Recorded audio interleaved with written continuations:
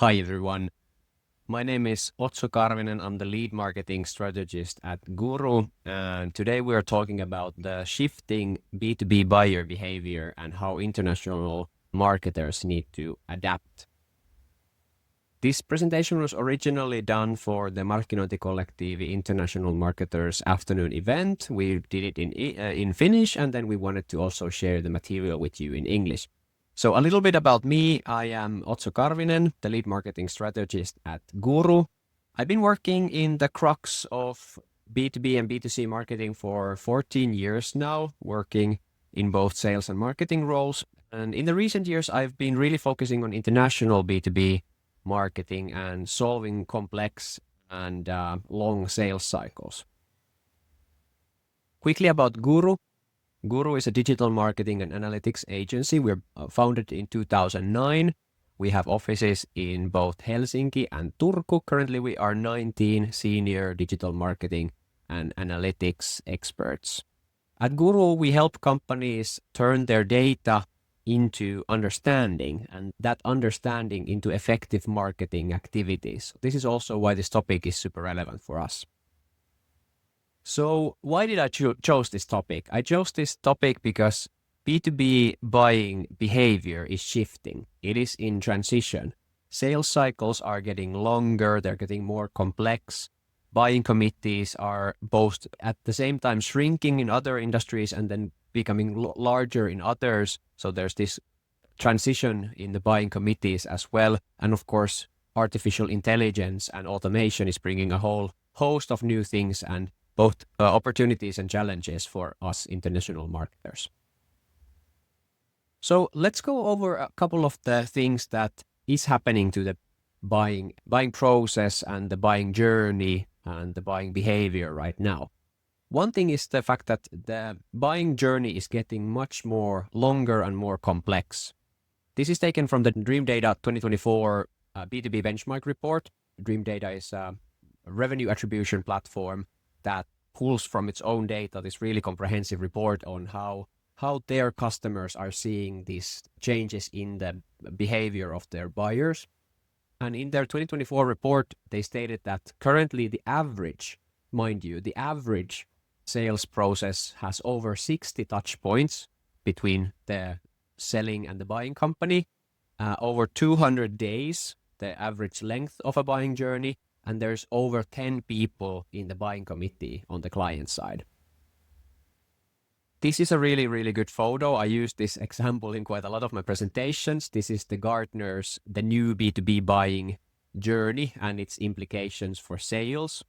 This is, of course, an illustration, but I think at the core, it really illustrates how complex actually the buying process is, how many different types of actions can happen and will happen in your regular B2B buying process, and also the fact that it's very much non-linear. I think this is a thing that we have to drop at this point. It's 2025. We have to drop the idea that a buying process is like a linear funnel. It's non-linear. It's a series of different events and touch points, and the buyers will enter the buying journey at various stages. They will repeat those stages. So it's a very complex non-linear process.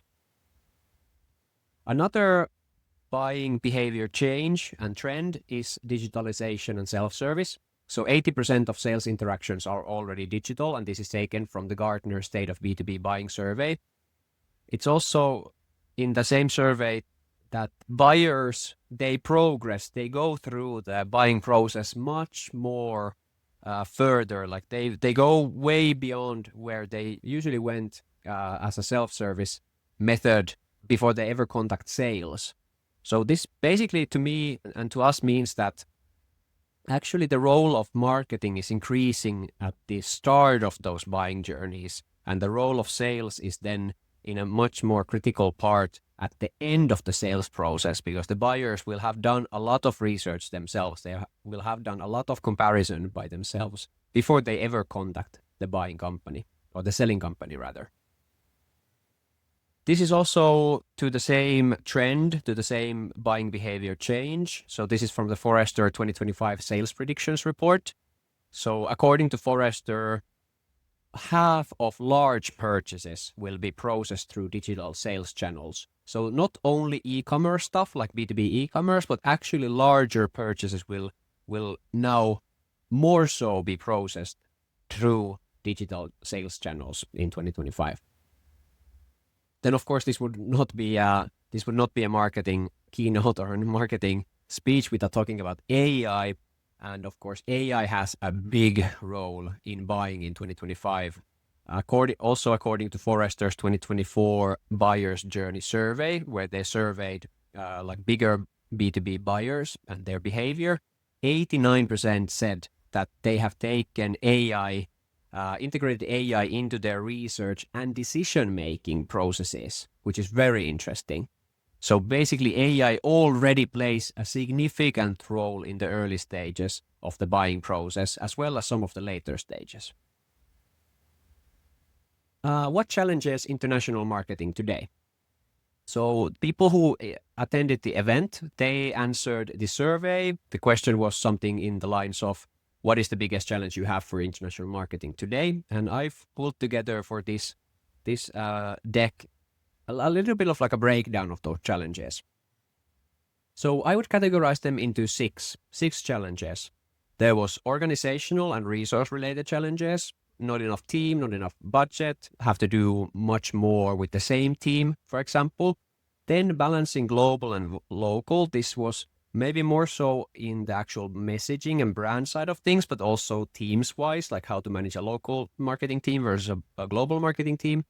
Then reaching the right audiences, long buying cycles and measuring those long buying cycles. Then challenges regarding partners and resellers. And then lastly, challenges around regulation and technology.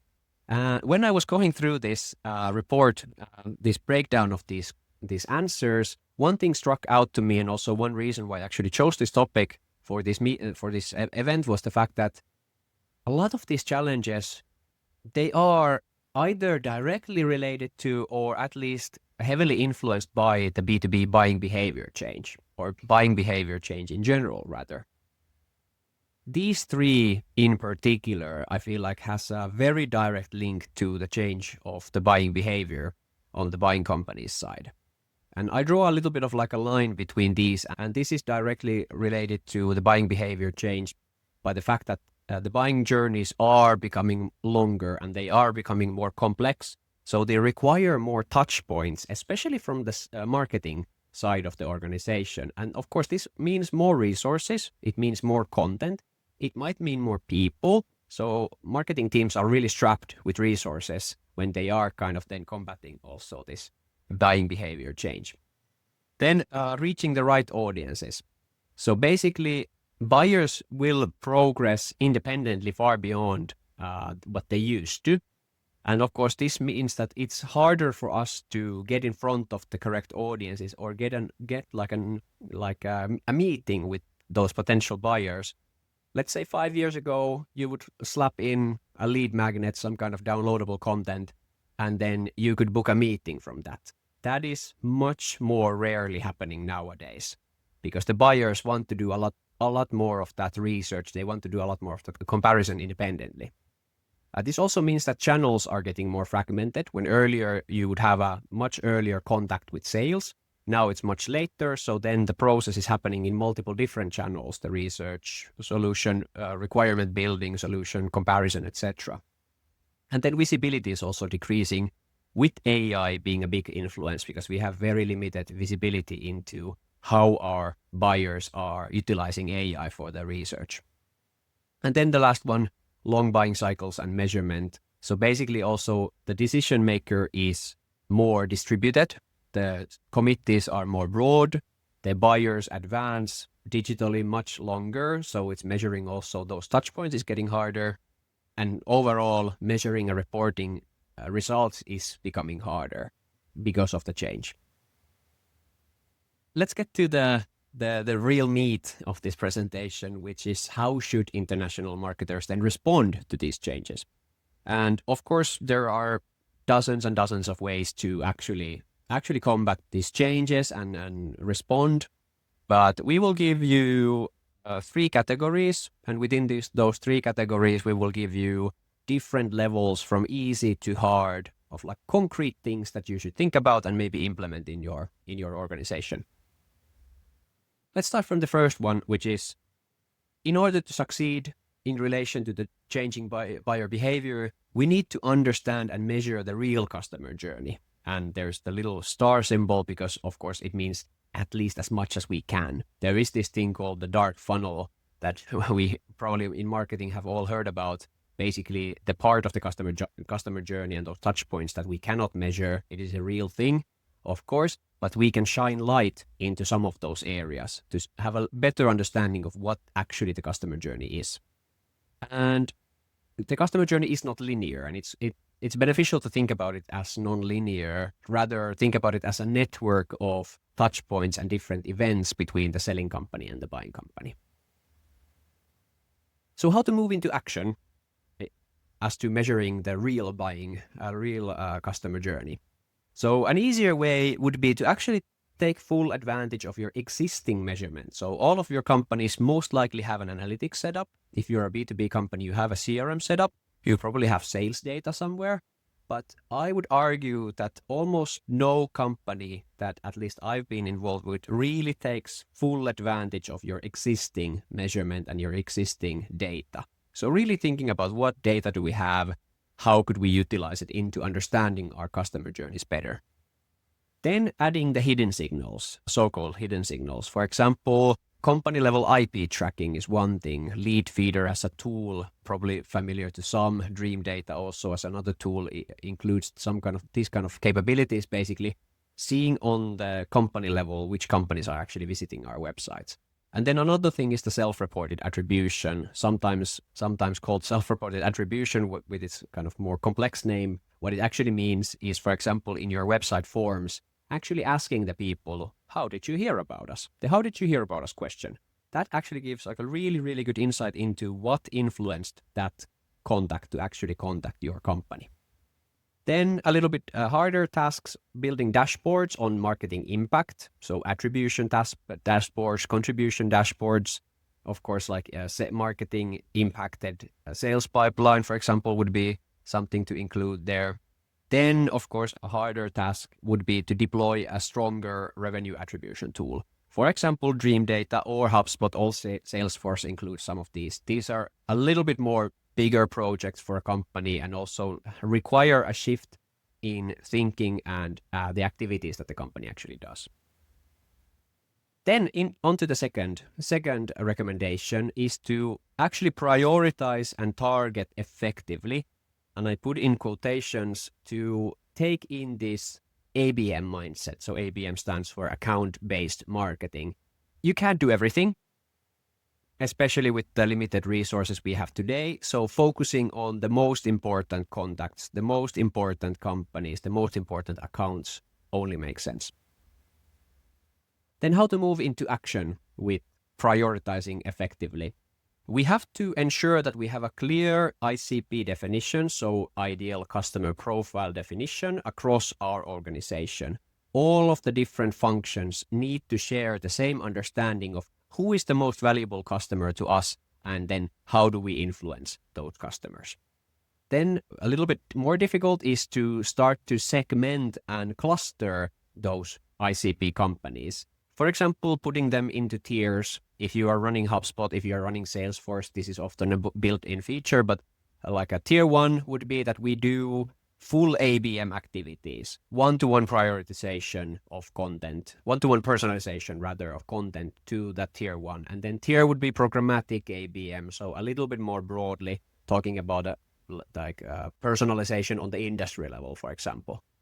Then third one would be to run an actual ABM pilot campaign. Let's say for 5 to 10 key accounts, take in a salesperson, SDR, BDR, take in your marketing counterpart, maybe accounts counterpart, and then building like a combined playbook where you combine LinkedIn advertisement, Google advertisement, and tailored sales outreach to a certain set of companies, and then present those winnings and reports through the pilot to actually then get that ball rolling within the company. Then third recommendation, last but not least, is to ensure seamless collaboration with sales. And I don't know about you guys, but for me, as long as I've been in business, we've been talking about sales and marketing collaboration and sales and marketing synergy. But nowadays, with the buyers being much more individual, much more kind of capable of doing the process themselves, actually the collaboration is becoming even more important. Much more important to actually have good communication, shared goals, shared metrics, shared actions across your sales and marketing functions. So how to move into action? Of course, being at the same table helps. So start weekly meetings where sales and marketing review the same dashboards, looking at the CRM pipeline, for example, how much money, how many companies do we have, what style of companies. Then what I consider a really, really good and easy way to start is actually having these, I sometimes call them kind of deal autopsies. So reviewing the latest won cases together with sales and marketing, like listing what marketing activities, what sales activities did we have, what was the defining factor, why we won that deal, for example. And then introducing account-based reporting. This goes hand in hand with account-based marketing, of course, but this is something that can be done even if you're not taking in that really kind of full one-to-one personalization version of ABM, which is that all actions and results are reported on the account level rather than the channel level, or even worse, like the individual, like contact level, for example. We want to influence a company. We want to win a deal with a company. So why should we not report on our winnings or our kind of performance on the company level? Then having one shared and agreed upon KPI helps a lot. For example, it could be pipeline in euros, dollars, whatever market you are in, or then opportunities, for example. But having it said that, okay, this is our North Star metric, and both marketing and sales would be measured against that metric. And then lastly, a really big kind of undertaking, but that can be really beneficial if your company is mature enough, is to build a joint revenue operations team or a revenue operations function, basically a function that unites sales, marketing, and customer service under one kind of umbrella. Sometimes they're called like revenue teams, for example, but revenue operations is the really good terminology to use for that. Then I'm going to leave with a question, stop here with a question, which is really think about it. How can your company's marketing make buying easier for your ideal customers? What activities need to happen that your customers, it's easier for them to buy from your company? In our event, of course, this is now a virtual keynote, but in our event, we went into ABM workshops. We workshopped around ABM. Why we decided to have ABM as the workshop part of this event was the fact that we feel, as at Quru, we feel that ABM as a strategy directly addresses the changing B2B buyer behavior and actually tackles some of those challenges. So this particular image is taken from Gartner Digital Markets report, where they surveyed companies that had taken in ABM as their marketing strategy in quite a short while. And I think it was really, really cool to see these results, because only 2% of companies actually said that they didn't actually receive a lift from undertaking an ABM program or running an ABM program. Most of the companies saw a major increase in account engagement for those target companies. They saw a shorter sales cycle, they saw higher win rates, and they saw a greater customer lifetime value. So I think good data to back it up that ABM is actually a really, really good strategy to utilize to tackle the changing buyer behavior. That was my keynote. Hopefully this was nice. If you have any questions regarding the topic, or you want to discuss more in depth, you can find my LinkedIn information somewhere, wherever this is going to be posted, down there, up there, maybe on the sides, somewhere. Feel free to reach out to either me or anybody in the Quru team. We'd be happy to chat with you further on how you could utilize this information to benefit your marketing and sales processes. Have a great rest of your day. Bye-bye.